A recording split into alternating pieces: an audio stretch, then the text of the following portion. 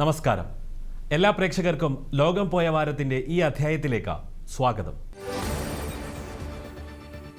വൈദ്യശാസ്ത്ര രംഗത്തെ അത്ഭുതമായിരുന്ന Paul Alexander ഓർമ്മയായി. 70 വർഷം ഇരുമ്പ് ശ്വാസകോശത്തിന്റെ സഹായത്തോടെ ജീവിച്ച പോൾ ആയിരക്കണക്കിന് ആളുകൾക്ക് പ്രചോദനവുമായിരുന്നു. തിങ്കളാഴ്ച അമേരിക്കയിലെ ഡാലസിൽ 78-ാം വയസ്സിലായിരുന്നു അന്ത്യം. പോളിയോ ബാധിച്ച് ഇരുമ്പ് ശ്വാസകോശത്തിൽ ജീവിച്ച പോൾ അലക്സാണ്ടർ പോളിയോ പോൾ എന്നാണ് ലോകമെങ്ങും അറിയപ്പെട്ടിരുന്നത്. ഇരുമ്പ് ശ്വാസകോശത്തിൽ ഏറ്റവും കൂടുതൽ കാലം ജീവിച്ച വ്യക്തി എന്ന റെക്കോർഡും പോൾ അലക്സാണ്ടറുടെ പേരിലാണ്.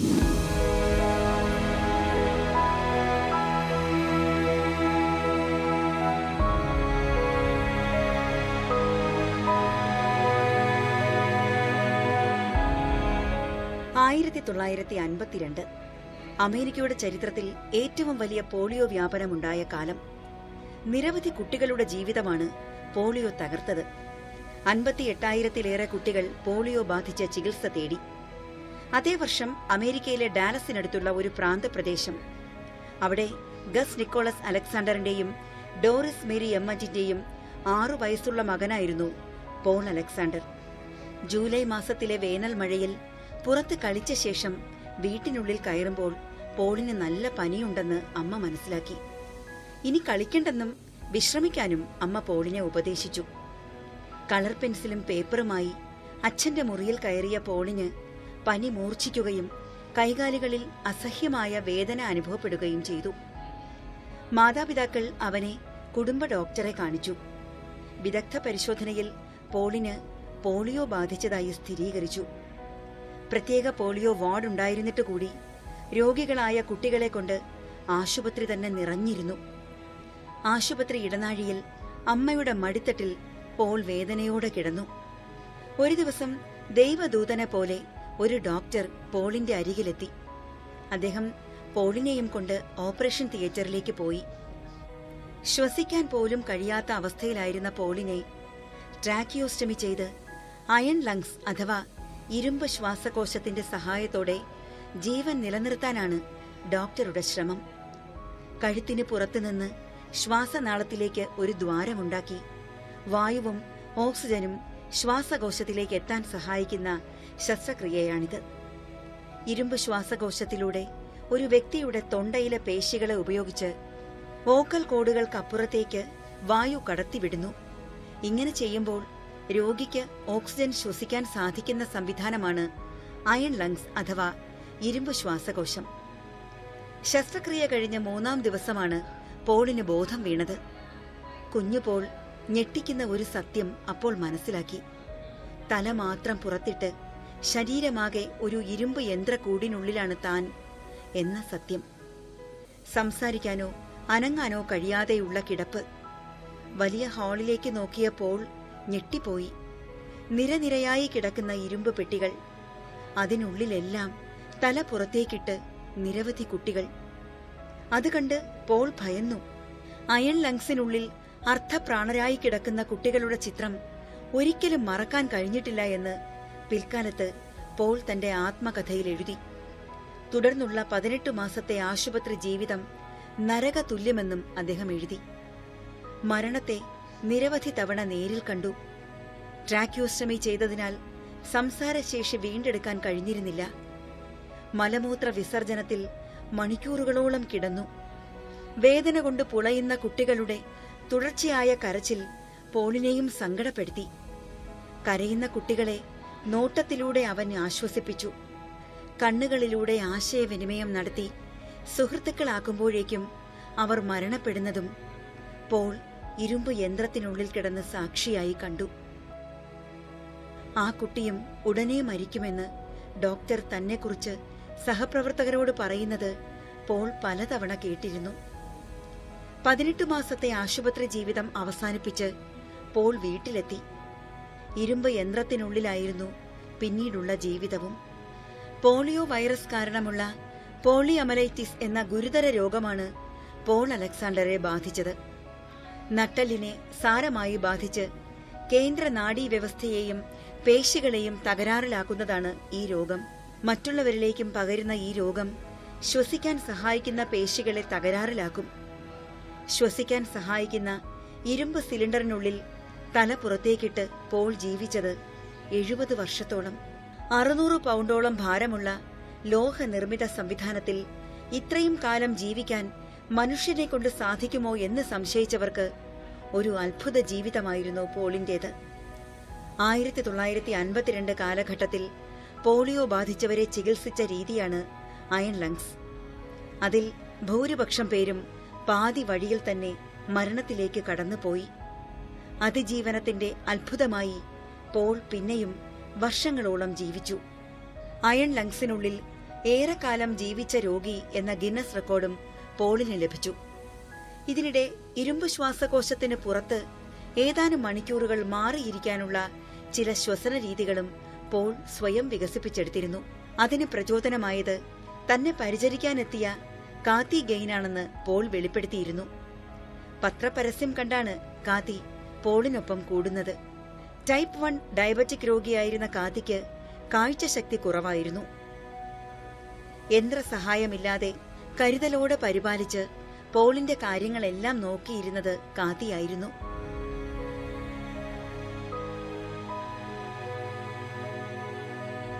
യന്ത്രസഹായമില്ലാതെ സ്വയം ശ്വസിക്കാൻ പഠിച്ചാൽ ഒരു പട്ടിക്കുട്ടിയെ വാങ്ങിത്തരാമെന്ന് കാതി വാക്കുകൊടുത്തു. അങ്ങനെയാണ് ഫ്രോഗ് ബ്രീതിംഗ് എന്ന ശ്വസന രീതി പോൾ സ്വയം പഠിച്ചെടുത്തത്. പട്ടിക്കുട്ടിയെ കിട്ടിയപ്പോൾ മറ്റൊരു ജീവൻ കൂട്ടായതിന്റെ സന്തോഷമായിരുന്നു പോളിന്.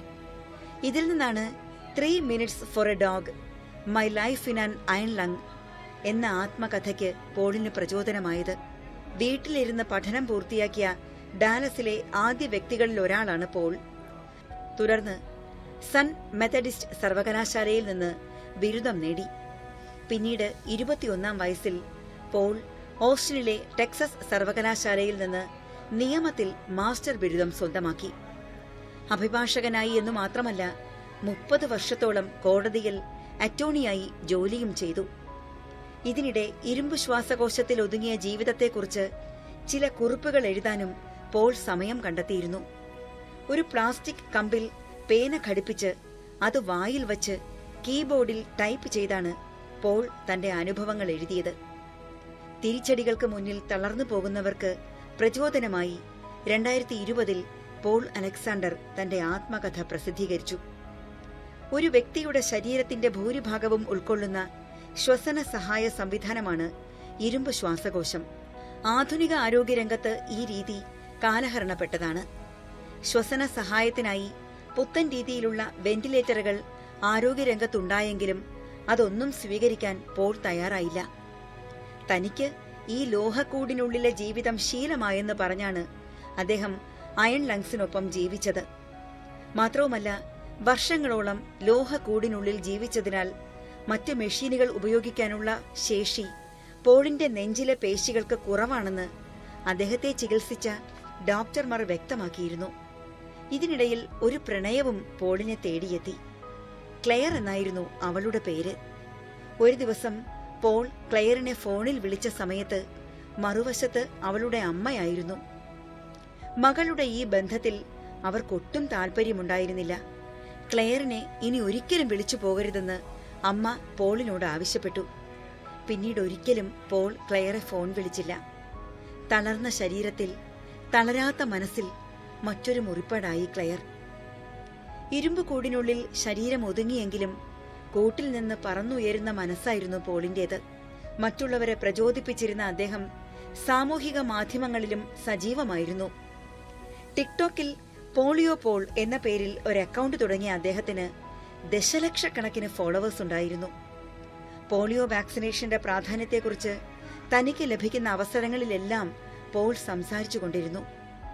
ഇപ്പോഴും ലക്ഷക്കണക്കിന് കുട്ടികൾക്ക് പോളിയോ വാക്സിൻ ലഭിക്കുന്നില്ലെന്നും അവർക്ക് വാക്സിനേഷൻ ലഭിക്കുന്നുണ്ടെന്ന് ഉറപ്പാക്കണമെന്നും പോൾ പറയുമായിരുന്നു. ലോകത്തിന് മുന്നിൽ അവിശ്വസനീയമായ ഒരു ജീവിതമാണ് 78-ാം വയസ്സിൽ മരണമടഞ്ഞ പോൾ അലക്സാണ്ടറുടേത്.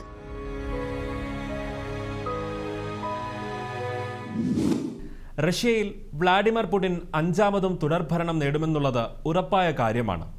പിന്നെ പേരിനായി തിരഞ്ഞെടുപ്പ് പ്രക്രിയകൾ. റഷ്യയിൽ 3 ദിവസമായി നടന്ന തിരഞ്ഞെടുപ്പ് ഞായറാഴ്ച വൈകുന്നേരം അവസാനിച്ചു. രാത്രിയോടെ ഫലം വന്നു തുടങ്ങും. വിയോജിപ്പിന്റെ സ്വരങ്ങളെയും പ്രതിപക്ഷത്തെയും അടിച്ചമർത്തിയാണ് പുടിൻ തിരഞ്ഞെടുപ്പ് നടത്തിയതെന്ന ആരോപണം ശക്തമാണ്. വിദൂര ഓൺലൈൻ വോട്ടിംഗ് സമ്പ്രദായം ആദ്യമായി ഉപയോഗിച്ചു എന്ന പ്രത്യേകതയും ഇത്തവണത്തെ തിരഞ്ഞെടുപ്പിനുണ്ടായിരുന്നു. 144 രാജ്യങ്ങളിൽ 265 പോളിംഗ് സ്റ്റേഷനുകളിൽ പ്രവാസികളായ റഷ്യക്കാർ വോട്ട് ചെയ്തു. തിരഞ്ഞെടുപ്പിനിടയിലും കനത്ത ആക്രമണമാണ് യുക്രൈന്റെ വിവിധ ഭാഗങ്ങളിൽ റഷ്യ നടത്തിയത്. റഷ്യയെ വ്ളാദിമിർ പുടിന് ഭരണ തുടർച്ച ലഭിക്കുമ്പോൾ ആരോപണങ്ങൾ പലതാണ്. റഷ്യയുടെ തലപ്പത്ത് ഏറ്റവും കൂടുതൽ കാലം വരുന്ന പ്രസിഡന്റാകാൻ പ്രതിപക്ഷത്തെ പോലും ഇല്ലാതാക്കി തിരഞ്ഞെടുപ്പ് നടത്തിയെന്നുള്ളതാണ് പ്രധാനമായ ആരോപണം. ഏറ്റവും കൂടുതൽ വെല്ലുവിളി ഉയർത്തിയിരുന്ന പ്രതിപക്ഷ നേതാവ് അലക്സി നവൽനി ദുരൂഹ സാഹചര്യത്തിൽ ജയിലിനുള്ളിൽ മരിച്ചതോടെ പുടിനു മുന്നിൽ ഇനി ശക്തരായ ശത്രുക്കൾ ആരുമില്ല. നവൽനിയുടെ മരണത്തിനു പിന്നിൽ പുടിൻ എന്നാണ് പരക്കെയുള്ള ആരോപണം. എന്നാൽ റഷ്യൻ വിപ്ലവ ശില്പിയായ ലെനിൻ കെട്ടിയുറപ്പിച്ച പ്രത്യയശാസ്ത്ര വികസന അടിത്തറയിൽ നിന്നുകൊണ്ടാണ് വ്ളാദിമിർ പുടിന്റെ മുന്നേറ്റമെന്നാണ് അദ്ദേഹത്തെ പിന്തുണയ്ക്കുന്നവരുടെ വാദം. യുക്രൈൻ യുദ്ധം ആരംഭിച്ചതിനു ശേഷമുള്ള ആദ്യ പൊതു തിരഞ്ഞെടുപ്പാണ് മാർച്ച് 15, 16, 17 തീയതികളിൽ നടന്നത്. 11.23 കോടി ജനങ്ങളാണ് വോട്ട് ചെയ്തത്. രാജ്യത്തെ 11 സമയ മേഖലകളിലും വോട്ടെടുപ്പ് നടന്നു. വിദൂര ഓൺലൈൻ വോട്ടിംഗ് സമ്പ്രദായം ആദ്യമായി ഉപയോഗിച്ചു എന്ന പ്രത്യേകതയും ഇത്തവണത്തെ തെരഞ്ഞെടുപ്പിനുണ്ടായിരുന്നു. യുക്രൈനിൽ നിന്ന് പിടിച്ചെടുത്ത റഷ്യൻ നിയന്ത്രിത പ്രദേശങ്ങളിലും വോട്ടെടുപ്പ് നടന്നു. റഷ്യയിലെ ഏറ്റവും വലിയ പാർട്ടിയായ യുണൈറ്റഡ് റഷ്യയുടെ സ്ഥാനാർത്ഥിയായ പ്രസിഡന്റ് വ്ളാദിമിർ പുടിന്റെ 5ാം ഭരണം ഉറപ്പാക്കുന്നതായിരുന്നു തിരഞ്ഞെടുപ്പ്. തുടർഭരണം നേടിയതോടെ ജോസഫ് സ്റ്റാലിനു ശേഷം ഏറ്റവും കൂടുതൽ കാലം റഷ്യ ഭരിക്കുന്ന നേതാവ് എന്ന ഖ്യാതി 71-കാരനായ പുടിന് സ്വന്തമാകും. തുടർച്ചയായ 30ാം വർഷമാണ് സ്റ്റാലിൻ റഷ്യ ഭരിച്ചത്. 2020 നടത്തിയ ഭരണഘടനാ ഭേദഗതിയിലൂടെ പുടിന് 2030 തിരഞ്ഞെടുപ്പിൽ മത്സരിക്കാനാകും. വ്ളാദിമിർ പുടിന് രാജ്യത്ത് 85% ജനപിന്തുണയുണ്ടെന്ന് സർവേ ഫലങ്ങൾ വെളിപ്പെടുത്തിയിരുന്നു. റഷ്യൻ കമ്മ്യൂണിസ്റ്റ് പാർട്ടി നേതാവ് നിക്കോളായ് ഖരിത്തോണോവ്, ലിബറൽ ഡെമോക്രാറ്റിക് പാർട്ടിയിലെ ലിയോണിഡ് സ്ലട്സ്കി, ന്യൂ പീപ്പിൾ പാർട്ടി നേതാവ് വ്ളാദിസ്ലാവ് നദ്ഷദിൻ എന്നിവരാണ് പുടിനെതിരെ മത്സരിച്ചത്. ഇവർ ഭരണകൂടത്തിന്റെ തന്നെ പാവ സ്ഥാനാർത്ഥികളായിരുന്നുവെന്നാണ് ആരോപണം. യുക്രൈൻ യുദ്ധത്തെ എതിർത്തതിന്റെ പേരിൽ ന്യൂ പീപ്പിൾ പാർട്ടിയിലെ ബോറിസ് ദവാൻകോവിനെയും യക്കാഡറിൻ ഡുൻസ്ലോവായും മത്സരിക്കുന്നതിൽ നിന്ന് അയോഗ്യരാക്കിയിരുന്നു. തിരഞ്ഞെടുക്കപ്പെടുന്നവരുടെ സത്യപ്രതിജ്ഞ മെയ്യിൽ നടക്കും. എല്ലായിടത്തും ഉച്ചസമയത്ത് ഒരുമിച്ച് വോട്ട് ചെയ്യാനെത്തി പുടിനെതിരെ ഉച്ചസമരം നടത്താൻ അലക്സി നവൽനിയുടെ ഭാര്യ യൂലിയ ആഹ്വാനം ചെയ്തിരുന്നു. അതേസമയം റഷ്യയിലെ തെരഞ്ഞെടുപ്പ് ഒരു കപട നാടകമാണെന്നാണ് വാഷിംഗ്ടണിലെ സെന്റർ ഫോർ യൂറോപ്യൻ പോളിസി അനാലിസിസിലെ democratic resilience director Sam Grey പറഞ്ഞത്. റഷ്യൻ സുരക്ഷാ ഏജൻസിയായ KGBയുടെ മുൻ കേണലായിരുന്ന വ്ളാദിമിർ പുടിൻ 1999 അധികാരത്തിലെത്തുന്നത്.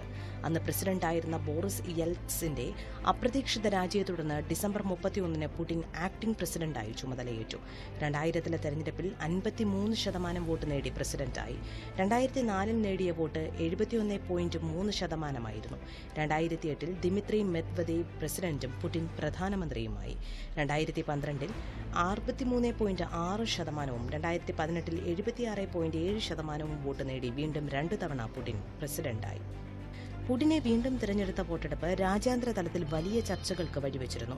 5ാമതും പുടിൻ ഭരണത്തിലെത്തുന്നതോടെ റഷ്യയിൽ എന്ത് മാറ്റം വരുമെന്നും അത് ലോകക്രമത്തെ എങ്ങനെ മാറ്റിമറിക്കുമെന്നും കാത്തിരുന്നു തന്നെ കാണാം.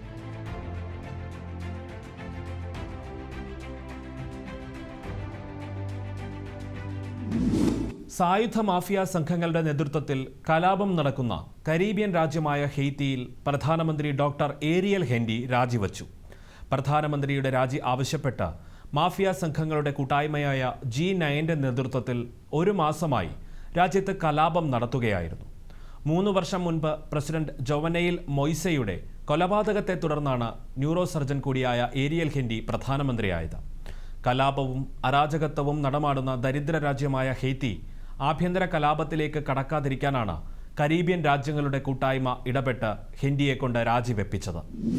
കരീബിയൻ ദ്വീപുകളിൽ ഏറ്റവും കൂടുതൽ ദാരിദ്ര്യവും അരാജകത്വവുമുള്ള രാജ്യമാണ് ഹെയ്തി. ക്രിമിനൽ ഗുണ്ടാ സംഘങ്ങളുടെ പിടിയിലായ രാജ്യത്ത് തട്ടിക്കൊണ്ടുപോകലും കൊലപാതകവും നിത്യസംഭവവുമാണ്. 2021 പ്രസിഡന്റായിരുന്ന ജോവനെൽ മോയിസിനെ അദ്ദേഹത്തിന്റെ വസതിയിലേക്ക് കടന്ന് വെടിവെച്ചു കൊന്നത് കൂലിപ്പടയായിരുന്നു. ജോവനലിന്റെ വധത്തിന് പിന്നിൽ 71-കാരനായ ന്യൂറോ സർജൻ ഏരിയൽ ഹെൻറിയാണെന്ന് ശക്തമായ ആരോപണം ഉയർന്നിരുന്നു. ജോവനെൽ മോയിസ് വധിക്കപ്പെട്ടതിന് പിന്നാലെ ഏരിയൽ ഹെൻറി താൽക്കാലിക പ്രധാനമന്ത്രിയായി അധികാരമേൽക്കുകയായിരുന്നു. എന്നാൽ ഗുണ്ടാ സംഘങ്ങളുടെ പിടിയിലായ ഹെയ്തിയിൽ തിരഞ്ഞെടുപ്പ് നടത്താൻ ഹെൻറി തയ്യാറായില്ല. ഹെൻറി രാജിവെക്കണമെന്നാവശ്യപ്പെട്ട് രാജ്യത്ത് കലാപം നടത്തുകയായിരുന്നു ക്രിമിനൽ സംഘങ്ങൾ. 9 ഗുണ്ടാ സംഘങ്ങളുടെ കൂട്ടായ്മയായ G9 നേതൃത്വത്തിൽ ഫെബ്രുവരി അവസാനം മുതലാണ് കലാപവും കൊള്ളയും ആരംഭിച്ചത്.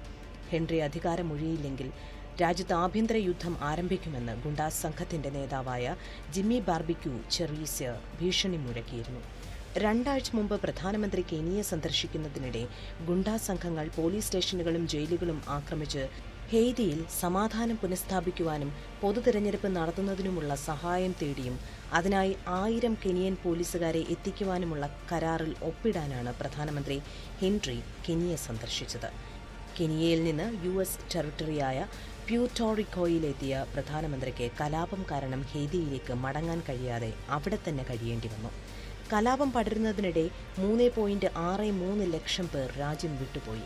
അയൽ രാജ്യങ്ങളിൽ അഭയം തേടിയ അവരെ ബലം പ്രയോഗിച്ച് ഹെയ്തി അതിർത്തിയിലേക്ക് കടത്തിവിടുന്നതായി അന്താരാഷ്ട്ര മാധ്യമങ്ങൾ റിപ്പോർട്ട് ചെയ്തു. കലാപഭൂമിയിൽ കുടുങ്ങിപ്പോയ ഇന്ത്യക്കാരെ ഉടൻ രക്ഷപ്പെടുത്തുമെന്ന് വിദേശകാര്യ മന്ത്രാലയ വക്താവ് അറിയിച്ചു. ഹെൻറി പ്രധാനമന്ത്രിയായി തുടരുന്നത് ഹെയ്തിക്ക് ആപത്താണെന്ന് ബോധ്യമായതിനെ തുടർന്ന് കരീബിയൻ നേതാക്കൾ പ്രശ്നത്തിലിടപെട്ടു. ഹെൻറിയെ പിന്തുണച്ചിരുന്ന അമേരിക്കയും ഹെയ്തിയിലെ ആക്രമണങ്ങളുടെ പശ്ചാത്തലത്തിൽ അദ്ദേഹം രാജിവെക്കുന്നതാണ് ഉചിതമെന്ന് പറഞ്ഞു. ഒടുവിൽ കരീബിയൻ രാജ്യങ്ങളുടെ കൂട്ടായ്മയായ കാരിക്കോമിന്റെ നേതൃത്വത്തിൽ ജമൈക്കയിൽ ചർച്ച നടന്നു. ഹെയ്തി ആഭ്യന്തര യുദ്ധത്തിലേക്ക് നീങ്ങാതിരിക്കാൻ ഹെൻറിയുടെ രാജിക്കായി നേതാക്കൾ സമ്മർദ്ദം ചെലുത്തി. ഇതിനു പിന്നാലെ പ്യൂർട്ടോറിക്കോയിലുണ്ടായിരുന്ന ഏരിയൽ ഹെൻറി പ്രധാനമന്ത്രി സ്ഥാനം ഒഴിയാൻ സന്നദ്ധനായി. പ്രസിഡൻഷ്യൽ കൗൺസിൽ രൂപവത്കരിക്കുകയും ഇടക്കാല പ്രധാനമന്ത്രിയെ തിരഞ്ഞെടുക്കുന്നതുവരെയും ഹെൻറി പ്രധാനമന്ത്രി സ്ഥാനത്ത് തുടരുമെന്ന് കാരിക്കോം ചെയർമാനും ഗയാനയുടെ പ്രസിഡന്റുമായ മുഹമ്മദ് ഇർഫാൻ അലി പറഞ്ഞു. ജമൈക്കയിൽ നടന്ന ചർച്ചയിൽ US വിദേശകാര്യ സെക്രട്ടറി ആന്റണി ബ്ലിങ്കനും ഫ്രാൻസ് നയതന്ത്ര പ്രതിനിധികളും പങ്കെടുത്തു. മുമ്പ് ഫ്രഞ്ച് കോളനിയായിരുന്ന ഹെയ്തിയിൽ ഇപ്പോഴും ഫ്രാൻസിന് സ്വാധീനമുണ്ട്. അക്രമവും അരാജകത്വവും നടമാടുന്ന ഹെയ്തിയിൽ പലപ്പോഴും പ്രകൃതി ദുരന്തങ്ങളും നാശം വിതയ്ക്കാറുണ്ട്. ഭൂകമ്പത്തിലും കൊടുങ്കാറ്റിലും ലക്ഷക്കണക്കിന് ആളുകൾക്ക് ജീവൻ നഷ്ടപ്പെട്ട സംഭവങ്ങൾ മറക്കാൻ കഴിയുന്നതല്ല. രാഷ്ട്രത്തലവന്മാരുടെ ഭാര്യ പ്രഥമ വനിതയാകുന്ന കീഴ്വഴക്കമാണ് ലോകരാജ്യങ്ങളിൽ കണ്ടുവരുന്നത്. അപൂർവം അവസരങ്ങളിൽ ചില രാജ്യങ്ങളിൽ സഹോദരിയോ മകളോ പ്രഥമ വനിതയായ ചരിത്രമുണ്ട്. പ്രഥമ വനിതയുടെ കാര്യത്തിൽ പാകിസ്ഥാൻ ചരിത്രം സൃഷ്ടിച്ചിരിക്കുകയാണ്. അടുത്തിടെ പ്രസിഡന്റായി തിരഞ്ഞെടുക്കപ്പെട്ട ആസിഫ് അലി സർദാരി തൻ്റെ ഇളയ മകൾ അസീഫ ഭൂട്ടോയെ പ്രഥമ വനിതയായി പ്രഖ്യാപിച്ചു. പാകിസ്ഥാനിൽ ആദ്യമായി പോളിയോ വാക്സിൻ സ്വീകരിച്ച കുഞ്ഞായിരുന്നു അസീഫ. പാകിസ്ഥാന്റെ ചരിത്രത്തിൽ പുതിയൊരധ്യായമാണ് മാർച്ച് 10 തുറന്നത്. രാജ്യത്തിന്റെ പ്രഥമ വനിതയായി അസീഫ ഭൂട്ടോ സർദാരി തെരഞ്ഞെടുക്കപ്പെട്ട ദിവസമായിരുന്നു അന്ന്. 31-കാരിയായ അസീഫയെ രാജ്യത്തിന്റെ പ്രഥമ വനിതയായി പ്രഖ്യാപിച്ചത് പിതാവ് ആസിഫ് അലി സർദാരി തന്നെ. പാകിസ്ഥാന്റെ 14ാം പ്രസിഡന്റായി സത്യപ്രതിജ്ഞ ചെയ്ത് അധികാരമേറ്റ ഉടനെയായിരുന്നു പ്രഥമ വനിതയെ അവരോധിച്ചുകൊണ്ടുള്ള ആസിഫ് അലിയുടെ പ്രഖ്യാപനം. 2007-ൽ ഭാര്യ ബേനസീർ ഭൂട്ടോ ചാവേർ സ്ഫോടനത്തിൽ കൊല്ലപ്പെട്ട ശേഷം അദ്ദേഹം മറ്റൊരു വിവാഹം കഴിച്ചിട്ടില്ല. 2008 മുതൽ 2013 വരെ ആസിഫ് അലി പ്രസിഡന്റായിരുന്ന കാലയളവിൽ പ്രഥമ വനിതാ പദവിയിൽ ആരുമുണ്ടായിരുന്നില്ല. ആസിഫ് അലി രണ്ടാമതും പ്രസിഡന്റായി അധികാരമേറ്റപ്പോൾ പ്രഥമ വനിതാ പദവി ഒഴിച്ചിടുന്നതിന് പകരം മകളെ അവരോധിക്കുകയായിരുന്നു. പാകിസ്ഥാന്റെ ചരിത്രത്തിൽ പ്രസിഡന്റിന്റെ ഭാര്യയാണ് പ്രഥമ വനിതാ പദം അലങ്കരിച്ചിട്ടുള്ളത്. അത് തിരുത്തിക്കുറിച്ചാണ് അസീഫ ഭൂട്ടോ പുതുചരിത്രമാകുന്നത്. ഇക്കഴിഞ്ഞ പൊതു തെരഞ്ഞെടുപ്പ് പ്രചരണത്തിൽ പാകിസ്ഥാൻ പീപ്പിൾസ് പാർട്ടിയുടെ സജീവ സാന്നിധ്യമായിരുന്നു അസീഫ ഭൂട്ടോ. അസീഫയുടെ ജ്യേഷ്ഠൻ ബിലാവൽ ഭൂട്ടോ സർദാരിയാണ് പാകിസ്ഥാൻ പീപ്പിൾസ് പാർട്ടിയുടെ അധ്യക്ഷൻ. മാർച്ച് 10 നടന്ന പ്രസിഡന്റിന്റെ സത്യപ്രതിജ്ഞാ ചടങ്ങിലും ആസിഫ് അലി സർദാരിക്കൊപ്പമുണ്ടായിരുന്നു അസീഫ ഭൂട്ടോ. മകളെ പ്രഥമ വനിതയാക്കുന്ന ആസിഫ് അലിയുടെ തീരുമാനത്തെ സ്വന്തം പാർട്ടിയായ PPPയും മുന്നണിയിലെ മറ്റ് കക്ഷികളും അംഗീകരിച്ചു. രാഷ്ട്രീയ കുടുംബത്തിൽപ്പെട്ട അസീഫ പ്രസിഡന്റിന്റെ മകൾ എന്ന നിലയിൽ മാത്രമല്ല രാജ്യത്ത് സുപരിചിത. പോളിയോ നിർമ്മാർജ്ജനത്തിനായുള്ള പാകിസ്ഥാനിലെ ഐക്യരാഷ്ട്രസഭ അംബാസിഡർ, റോട്ടറി അംബാസിഡർ എന്നീ നിലകളിലെല്ലാം പ്രവർത്തിച്ച അസീഫ പാകിസ്ഥാനിൽ പ്രശസ്തയാണ്. 16-ാം വയസ്സ് മുതൽ ആരോഗ്യരംഗത്ത് സജീവമാണവർ. ആസിഫ് അലി സർദാരിയുടെയും ബേനസീർ ഭൂട്ടോയുടെയും മൂന്നാമത്തെ മകളായി 1993-ൽ ലണ്ടനിലാണ് അസീഫ ജനിക്കുന്നത്. ഇതേ വർഷം തന്നെ ബേനസീർ ഭൂട്ടോ പാകിസ്ഥാന്റെ 13ാം പ്രധാനമന്ത്രിയായി. പോളിയോ വാക്സിനോട് ശക്തമായ എതിർപ്പുണ്ടായിരുന്ന പാക് ജനതയിൽ അതിനെക്കുറിച്ച് അവബോധമുണ്ടാക്കാൻ പ്രധാനമന്ത്രിയായ ബേനസീർ പോളിയോ പ്രതിരോധ യജ്ഞം തന്നെ ആരംഭിച്ചു. തന്റെ കുഞ്ഞുമകൾ അസീഫയ്ക്ക് പ്രതിരോധ വാക്സിൻ നൽകിയാണ് ബേനസീർ ഭൂട്ടോ പോളിയോക്കെതിരായ പോരാട്ടത്തിന് തുടക്കം കുറിച്ചത്. ഇതോടെ പാകിസ്ഥാനിൽ പോളിയോ വാക്സിൻ സ്വീകരിച്ച ആദ്യ കുഞ്ഞായി അസീഫ. ഇതാണ് പിൽക്കാലത്ത് പോളിയോ പ്രതിരോധ പ്രവർത്തനങ്ങൾക്ക് മുൻനിരയിൽ നിന്ന് പ്രവർത്തിക്കാൻ അസീഫയ്ക്ക് പ്രേരകശക്തിയായത്. ഓക്സ്ഫോർഡ് ബ്രൂക്സ് യൂണിവേഴ്സിറ്റിയിൽ നിന്ന് പൊളിറ്റിക്സിലും സോഷ്യോളജിയിലും ബിരുദമെടുത്ത അസീഫ ലണ്ടനിലെ യൂണിവേഴ്സിറ്റി കോളേജിൽ നിന്ന് ഗ്ലോബൽ ഹെൽത്ത് ആൻഡ് ഡെവലപ്മെന്റിൽ മാസ്റ്റർ ബിരുദവും നേടി. ഇതിനുശേഷമാണ് സാമൂഹ്യരംഗത്ത്, പ്രത്യേകിച്ച് ആരോഗ്യരംഗത്ത് അസീഫ സജീവ സാന്നിധ്യമാകുന്നതും പാക് ജനതയ്ക്ക് പരിചിതയാകുന്നതും. പോളിയോ വാക്സിനെതിരെ എതിർപ്പ് പ്രകടിപ്പിച്ചിരുന്ന പാകിസ്ഥാനിലെ സാധാരണക്കാരിൽ അവബോധം സൃഷ്ടിക്കാനും എതിർപ്പ് മാറ്റാനും അസീഫയ്ക്ക് കഴിഞ്ഞു. പോളിയോ ബാധിതരുടെ വീടുകൾ സന്ദർശിച്ച് അവർക്ക് ആശ്വാസം പകരാനും അസീഫ സമയം കണ്ടെത്തി. അവരുടെ പ്രവർത്തനങ്ങൾ സമൂഹത്തിൽ മതിപ്പുണ്ടാക്കി. ഇതിനെ തുടർന്നാണ് അസീഫയെ UN പാകിസ്ഥാനിലെ അവരുടെ ഗുഡ്വിൽ അംബാസഡറാക്കിയത്. 21ാം വയസ്സിൽ ഓക്സ്ഫോർഡ് യൂണിയനെ അഭിസംബോധന ചെയ്യുന്ന ഏറ്റവും പ്രായം കുറഞ്ഞ വ്യക്തി എന്ന ബഹുമതിയും അസീഫയ്ക്കാണ്. സാമൂഹ്യ പ്രവർത്തനങ്ങളിൽ സജീവയായിരുന്ന അസീഫ 2020ലാണ് രാഷ്ട്രീയത്തിലേക്ക് ചുവടുവയ്ക്കുന്നത്. മാതാവ് ബേനസീർ ഭൂട്ടോ സ്ഫോടനത്തിൽ മരിച്ച പാക് മണ്ണിൽ സമാധാനവും സുരക്ഷിതത്വവും ഉറപ്പാക്കുക എന്നതാണ് തന്റെ ലക്ഷ്യമെന്ന് രാജ്യത്തിന്റെ പ്രഥമ വനിതയായ ശേഷം അസീഫ ഭൂട്ടോ പറഞ്ഞു. പാകിസ്ഥാനിൽ ആദ്യമാണെങ്കിലും അമേരിക്കയിലും മറ്റും പെൺമക്കളെയും മരുമക്കളെയും പ്രഥമ വനിതകളാക്കിയ സംഭവങ്ങൾ ഉണ്ടായിട്ടുണ്ട്. വിഭാര്യനായിരുന്ന US മുൻ പ്രസിഡന്റ് ആൻഡ്രൂ ജാക്സൺ പ്രഥമ വനിതയാക്കിയത് അനന്തരവൾ എമിലി ഡൊണാൾഡ്സണിനെയായിരുന്നു. ചെസ്റ്റർ ആർതർ, ഗ്രോവർ ക്ലീവന്റ് എന്നീ അമേരിക്കൻ പ്രസിഡന്റുമാരും സഹോദരിമാരെയാണ് പ്രഥമ വനിതയുടെ ചുമതല ഏൽപ്പിച്ചത്. കഴിഞ്ഞ വർഷം അർജന്റീനയുടെ പ്രസിഡന്റായി തെരഞ്ഞെടുക്കപ്പെട്ട ഹാവിയർ മിലൈ പ്രഥമ വനിതയായി പ്രഖ്യാപിച്ചത് സഹോദരി കരീന മിലെയാണ്. ഹാവിയർ മിലെയുടെ തെരഞ്ഞെടുപ്പ് പ്രചരണങ്ങൾ നയിച്ചതിനുള്ള ഉപകാരമായാണ് സഹോദരിക്ക് പ്രഥമ വനിതാ പദവി ഹാവിയർ മിലെ നൽകിയത്.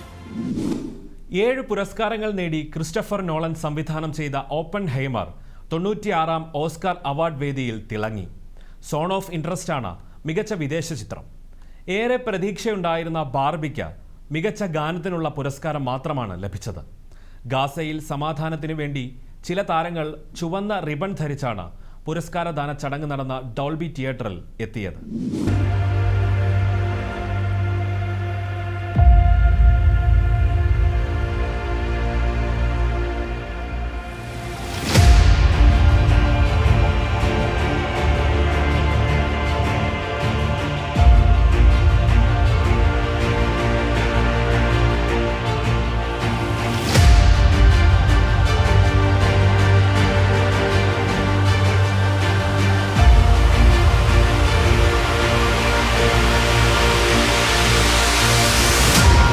First Oscar win and 8th nomination for Christopher Nolan. He received his first nomination for his Memento screenplay. Golden ഗ്ലോബിലും ബാഫ്റ്റയിലും പുരസ്കാരങ്ങൾ നേടുന്ന ചിത്രങ്ങളും താരങ്ങളും ഓസ്കറിലും തിളങ്ങുമെന്ന വിശ്വാസം ഒരിക്കൽ കൂടി ശരിയാണെന്ന് തെളിയിക്കപ്പെട്ടു. അണുബോംബിന്റെ സൃഷ്ടാവ് റോബർട്ട് ഓപ്പൺഹൈമറുടെ ജീവിതം പറഞ്ഞ ഓപ്പൺഹൈമർ 7 ഓസ്കർ പുരസ്കാരങ്ങൾ നേടി. മികച്ച ചിത്രം, മികച്ച സംവിധായകൻ ക്രിസ്റ്റഫർ നോളൻ, മികച്ച നടൻ കിലിയൻ മർഫി, സഹനടൻ റോബർട്ട് ഡൌണി ജൂനിയർ എന്നിവ ഉൾപ്പെടെ 7 പുരസ്കാരങ്ങളുടെ പെരുമയാണ് ചിത്രത്തിന് ലഭിച്ചത്. നോളന്റെ ആദ്യ ഓസ്കറാണിത്. 20 വർഷത്തിനിടെ 8 തവണയാണ് നോളന്റെ പേര് ഓസ്കർ പുരസ്കാരത്തിനുള്ള നാമനിർദ്ദേശ പട്ടികയിൽ വരുന്നത്. 2002 മെമന്റോ എന്ന ചിത്രത്തിന് മികച്ച അവലംബിത തിരക്കഥ, 2010 ഇൻസ്പെക്ഷൻ, 2018 ഡൺകിർക്ക് എന്നിവ മികച്ച ചിത്രവുമായി തെരഞ്ഞെടുത്തെങ്കിലും നോളന് പുരസ്കാരം ലഭിച്ചിരുന്നില്ല. എന്നാൽ തിരക്കഥ ഉൾപ്പെടെ 4 വിഭാഗങ്ങളിൽ മുമ്പ് നോളന് പുരസ്കാരം ലഭിച്ചിട്ടുണ്ട്. 2014 ഇന്റർസ്റ്റെല്ലാറിന് 5 നാമനിർദ്ദേശം ലഭിച്ചു. സിനിമയ്ക്ക് 100 വർഷത്തിലേറെ പ്രായമേ ഉള്ളൂ. അവിശ്വസനീയമായ ഈ യാത്ര എങ്ങോട്ടെന്ന് നമുക്കറിയില്ല. എന്നാൽ ഞാൻ അതിലെ അർത്ഥവത്തായ ഭാഗമാണെന്ന് നിങ്ങൾ വിശ്വസിക്കുന്നതെന്നറിയുന്നതാണ് എന്റെ ലോകം. പുരസ്കാരം ഏറ്റുവാങ്ങിയ ശേഷം നോളൻ പറഞ്ഞു. Well, I think, as with any story, wherever it's coming from, you have to go through a process of looking at all the detail of what the story could be, and then trying to settle on something that's practical to tell. So really, I try to be guided by my initial emotional reaction to reading Kai Bird and Martin Sherman's American Prometheus. That was the guide for what to leave in. And I wouldn't point to one particular issue in that struggle. There were facets to all characters, that could have been fleshed out.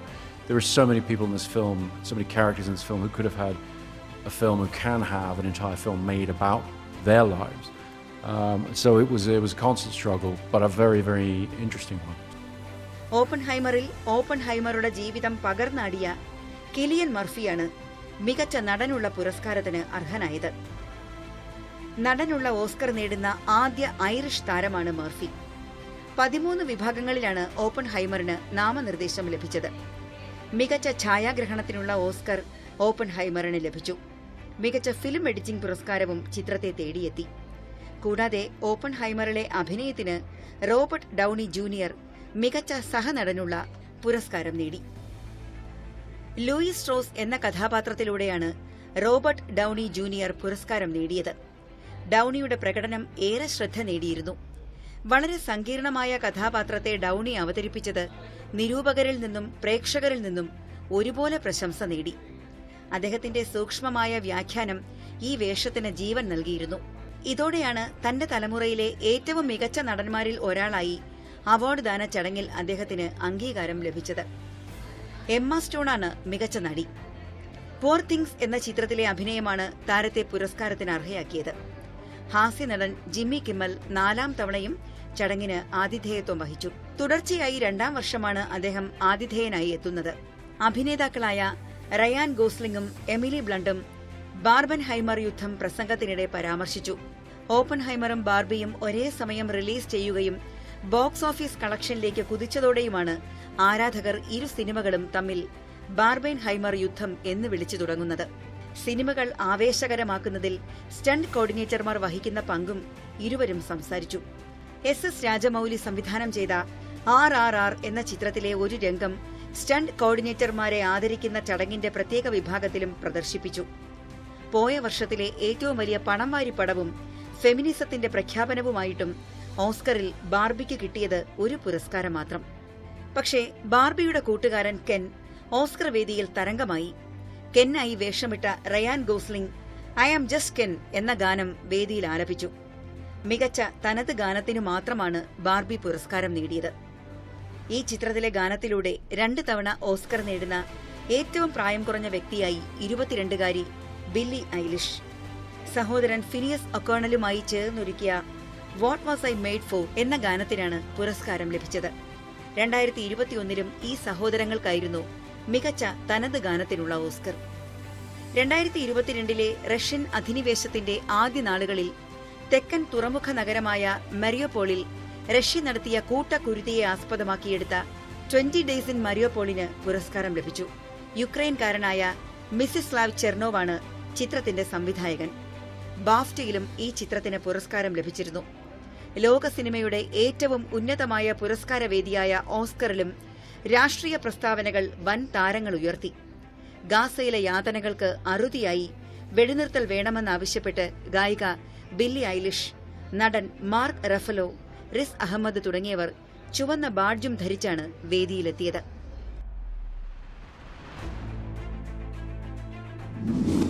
ലോകം പോയ വാരം ഇവിടെ അവസാനിക്കുന്നു. പുതിയ വിശേഷങ്ങളുമായി അടുത്തയാഴ്ച വീണ്ടും കാണാം.